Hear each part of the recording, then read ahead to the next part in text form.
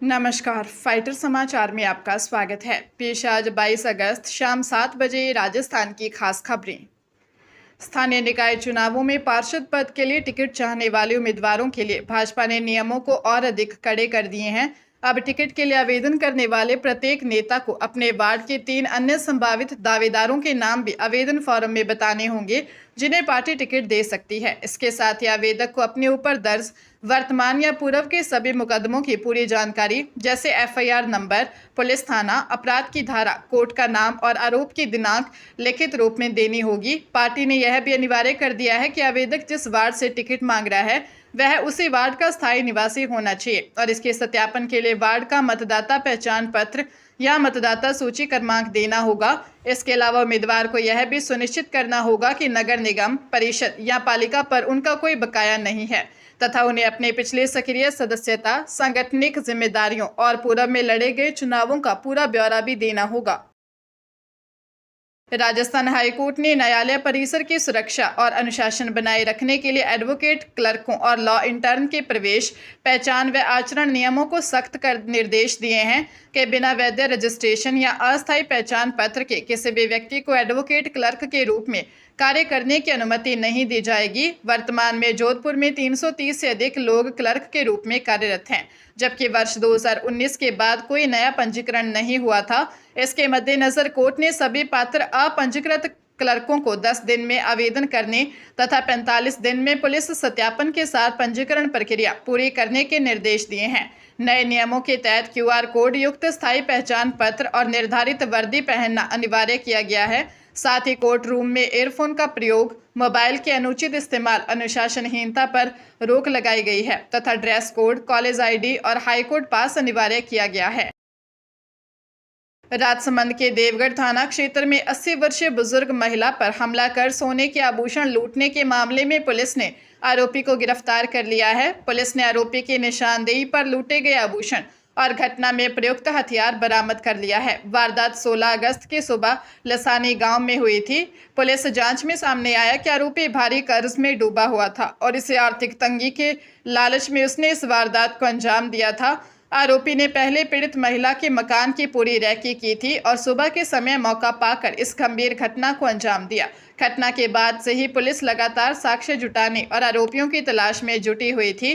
थाना अधिकारी ने अस्पताल पहुंचकर इलाजरत घायल महिला से मुलाकात कर आरोपी के पकड़े जाने की जानकारी दी, जिसे सुनकर महिला के चेहरे पर खुशी साफ झलक रही थी। हरियाणा के हिसार कोर्ट परिसर के बाहर पेशी पर आए गैंगस्टर विनोद पानू उर्फ काना की 2 बदमाशों ने ताबड़तोड़ फायरिंग कर दिन दिहाड़े हत्या कर दी थी। पुलिस के अनुसार कोर्ट से एक मामले में बरी होने के बाद जब विनोद पानू अपने साथियों के साथ पार्किंग और मुख्य गेट की तरफ आ रहा था, तभी हमलावरों ने करीब 14 राउंड गोलियां चलाई। इस गोलीबारी में विनोद पानू की मौके पर ही मौत हो गई और उसके 2 साथी घायल हो गए। वारदात के बाद भाग रहे एक हमलावर राकेश को मौके पर ही दबोच लिया, जिसके खिलाफ पहले से आपराधिक मामले दर्ज हैं। शुरुआती जांच में यह हत्या पुरानी रंजिश और वर्चस्व की खूनी गैंगवार का परिणाम मानी जा रही है, क्योंकि मृतक गैंगस्टर पर हत्या व लूट समेत 31 गंभीर मामले दर्ज थे। पुलिस इस मामले की गहराई से छानबीन कर रही है। राजस्थान लोक सेवा आयोग ने सितंबर माह में आयोजित होने वाले विभिन्न भर्ती परीक्षाओं का साक्षात्कार कार्यक्रम जारी कर दिया है। जारी शेड्यूल के अनुसार 1 से 10 सितंबर तक चिकित्सा शिक्षा, कॉलेज शिक्षा और संस्कृत शिक्षा विभाग के विभिन्न पदों के लिए इंटरव्यू होंगे। इसमें कॉलेज शिक्षा विभाग 2023 के अंतर्गत लाइब्रेरियन पद के 7वें चरण का इंटरव्यू 1 से 10 सितंबर तक होगा। वह चिकित्सा शिक्षा विभाग भर्ती 2024 के तहत सहायक आचार्य गायनेकोलॉजी के 1 से 3 सितंबर और फिजिकल मेडिसिन का 10 सितंबर का इंटरव्यू प्रस्तावित है। इसके अलावा संस्कृत शिक्षा विभाग में सहायक आचार्य हिंदी के द्वितीय चरण के साक्षात्कार 1 से 10 सितंबर तथा कॉलेज शिक्षा भर्ती 2025 में अंग्रेजी के 7 से 9 सितंबर व ABST के 7 से 10 सितंबर तक आयोजित किए जाएंगे।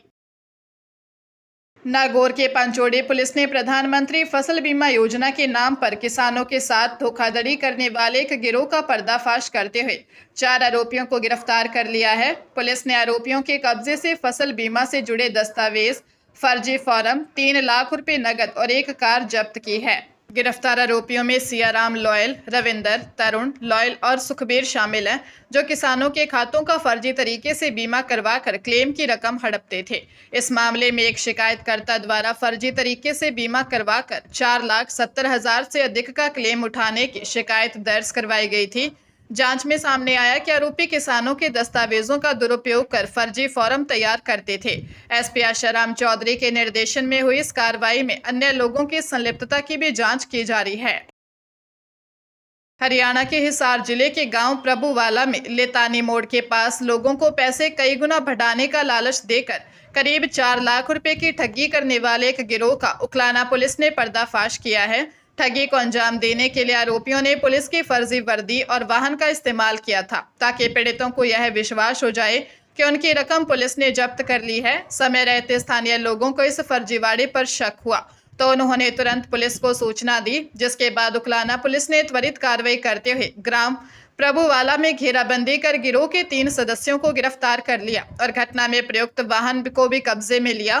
पुलिस अब गिरफ्तार आरोपियों से पूछताछ कर रही है, ताकि उनके अन्य साथियों की तलाश में छापेमारी जारी है, ताकि इस गिरोह से पूरे नेटवर्क का खुलासा किया जा सके।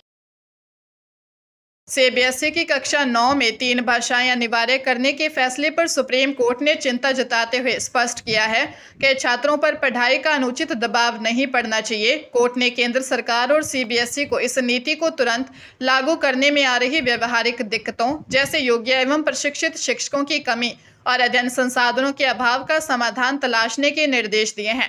अदालत ने सीबीएसई से शिक्षकों की उपलब्धता और स्कूल इंफ्रास्ट्रक्चर पर एक स्पष्ट रोड मैप भी मांगा है। उल्लेखनीय है कि सीबीएसई ने 1 जुलाई से लागू अपनी नीति के तहत कक्षा 9 में 3 भाषाएं पढ़ना अनिवार्य किया है, जिनमें कम से कम 2 भारतीय भाषाएं होना जरूरी है। याचिकाओं पर सुनवाई करते हुए कोर्ट ने कहा कि भाषा सीखना राष्ट्रीय अखंडता के लिए बेहतर है, लेकिन इसके क्रियान्वयन में छात्रों के अधिकारों और पसंद का ध्यान रखना आवश्यक है।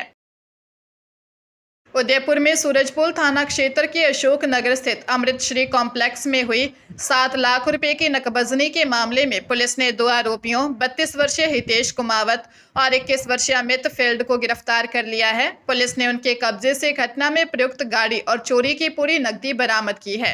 पूछताछ में सामने आया कि मुख्य आरोपी हितेश शेयर मार्केट में हुए भारी नुकसान के बाद अपराध के रास्ते पर चल पड़ा था और उसने मशहूर वेब सीरीज मनी हाइस्ट देखकर चोरी की पूरी योजना बनाई थी।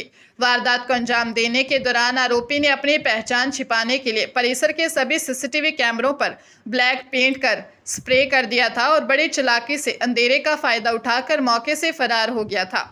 पुलिस ने तकनीकी साक्ष्यों और शहर के सैकड़ों कैमरों की फुटेज खंगाल कर दोनों आरोपियों को दबोच लिया। बूंदी जिले के कापरीन थाना पुलिस ने एक नाबालिग के अपहरण और दुष्कर्म के मामले में त्वरित कार्रवाई करते हुए आरोपी को गिरफ्तार कर लिया है। पुलिस के अनुसार पीड़ित परिवार ने रिपोर्ट दर्ज करवाई थी कि उनकी नाबालिग बेटी घर से बिना बताए नगद रुपए और सोने के आभूषण लेकर कहीं चली गई थी। पुलिस अधीक्षक अवनीश कुमार शर्मा के निर्देशन और वरिष्ठ अधिकारियों के सुपरविजन में गठित टीम ने तकनीकी सहायता से नाबालिग को दस्तयाब किया। पीड़िता के बयानों और साक्ष्यों के आधार पर आरोपी के खिलाफ अपहरण और पोक्सो अधिनियम सहित दुष्कर्म की धाराएं प्रमाणित पाई गई, जिसके बाद पुलिस ने उसे दबोच लिया। मामले को लेकर पुलिस की आगे की पूछताछ जारी है।